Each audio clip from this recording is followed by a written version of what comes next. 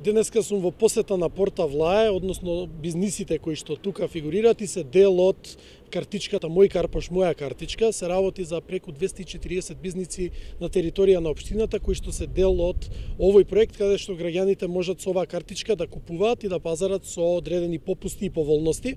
Разговаравме со разни стопанственици кои што имаат кафулиња, ресторани, чевларски работилници, пет шопови како и хотелски услуги и салони за разубавување, каде што ни посочија дека е потребна уште дополнителна промоција со цел информирање на граѓаните дека можат да ја подигнат бесплатно оваа картичка и да имаат попусти во сите локали кои што се дел од неа.